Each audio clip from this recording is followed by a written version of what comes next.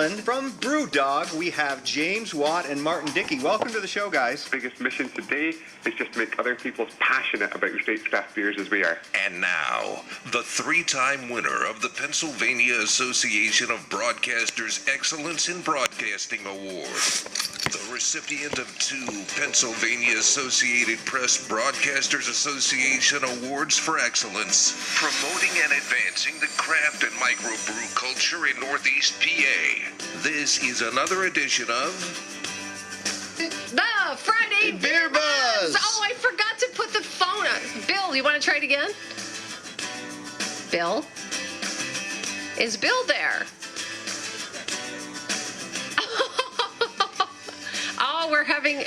This is great. We're having technical difficulties, folks. The Friday Beer Buzz is powered by Sabatini's Pizza and Sabatini's Bottle Shop and Bar in Exeter. Sabatini's, the area's greatest selection of rare craft and imported beers. Growlers and crowlers and 37 rotating drafts at Sabatini's Pizza and Sabatini's Bottle Shop and Bar, Wyoming Avenue in Exeter. Do you want to yell it out now, Bill? Yes, it is. The Friday Beer Buzz! Sorry about that. We're having technical issues. Please stand by.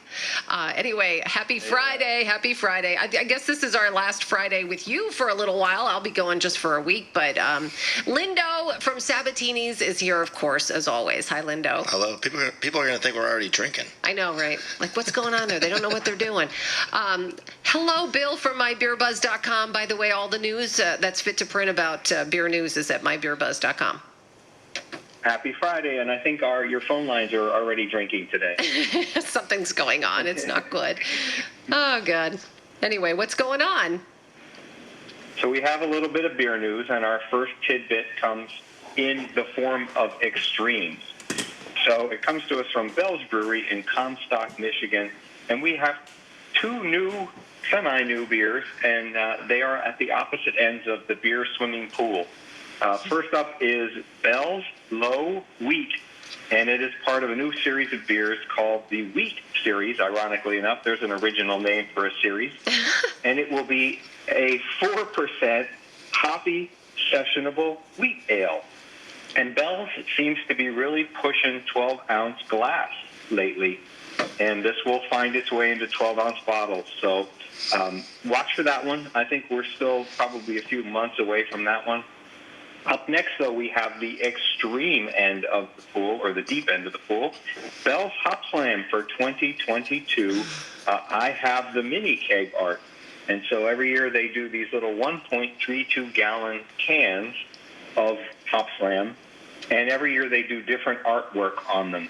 And this year I have the new artwork for it for 2022. That's coming up in January, and this is one of those good news, bad news stories that, you know, it's a 10% beer. So the good news is you have Bell's Hop Slam, one of my favorites.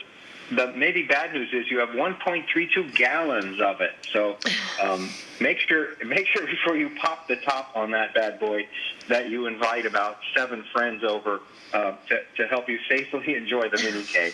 That's true. Our next, it's a big beer. It's one of my favorites. It's one of the few every year I go after and I chase after and I get it. So I'm looking forward to it. That's a January release, so stay tuned for that one.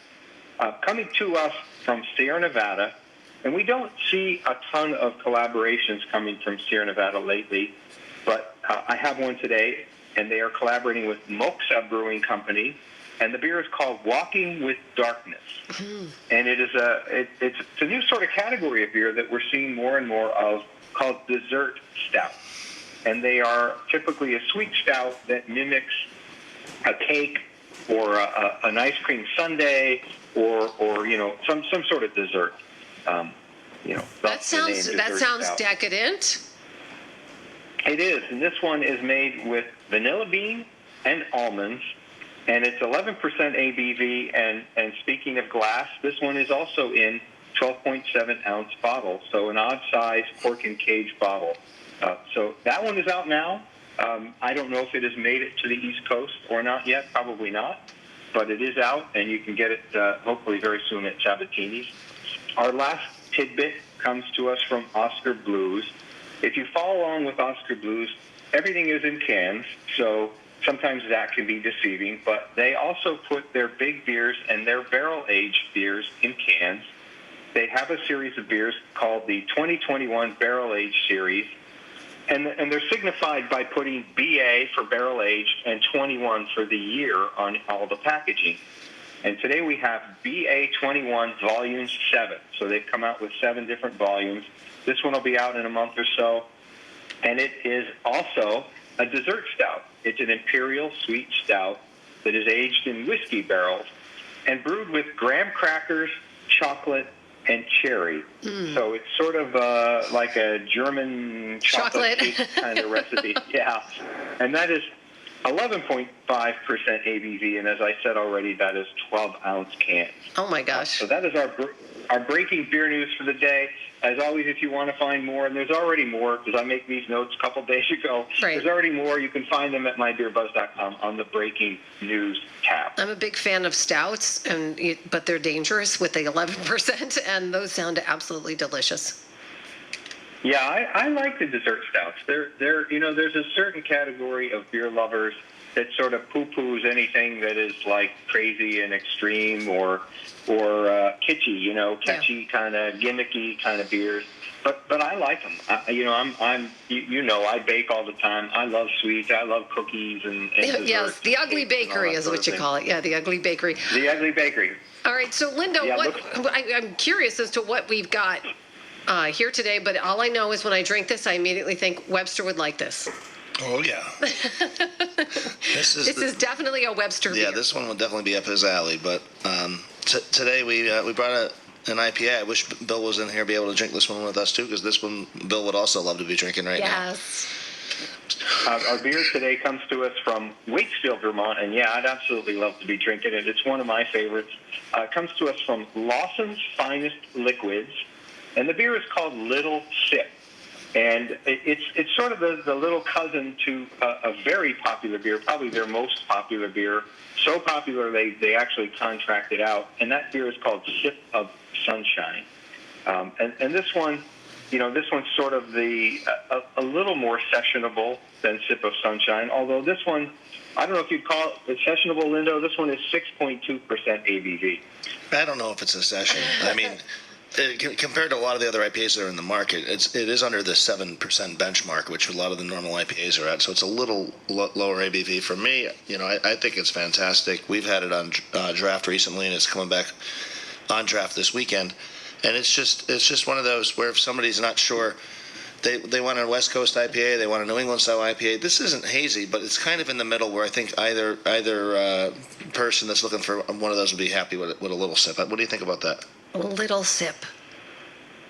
Yeah, and I think this one, this one's one of those what I would call sort of a gateway IPA. It's one that, like Lindo said, it's not the crazy hoppy end of the pool. It's not a double. It's not overwhelmingly sessionable. 6.2% will get your attention. But this is very fruit forward, very juice forward. It has a lot of tropical hop flavor to it. I think in the times I've had it, that it's a little bit floral, and you pick that up in the nose. But it has the great flavors of grapefruit and pineapple that I really like in a beer. And it's really approachable. And the word we use all the time to get people interested in IPAs is balanced. This one is a really well-balanced beer. And I think if you're interested in trying something a little more hoppy, this is a great way to start. Is that 12-ounce cans or 16-ounce cans, Lindo? 16s. So it's a good way to get your foot in the door. I love 16-ounce canned IPAs. Maybe they just take me back to sitting on the beach and that sort of thing. But Lawson's Finest Liquids started in 2008 by Sean and his wife Karen, and ironically enough, their last name is Lawson. And what they're really famous for, yeah, I know, who knew? And what a great name. What they're really famous for are IPAs, as you can see, and they make a lot of different IPAs. But since they're up in the Green Mountains of Vermont, they're also very famous for maple and maple syrup-based beers. So they have some really interesting, one's called Faustin's Maple that I really like, and they're a little on the sweet side, so they have that nice balance of sweet and hoppy with IPAs. But they make a lot of different beers, and you will find them. You probably have more than a few on the shelves at Sabatini's. It is a great place to visit. I know people that go there all the time. They have always a dozen different drafts and cans. They don't do growlers. They don't feel the quality of the beer is maintained in growlers. But they do everything very touchless. They have QR code ordering. And the one thing that they tout all the time in their tasting room is that they have no televisions. They want you to sit down and talk to each other. Pub.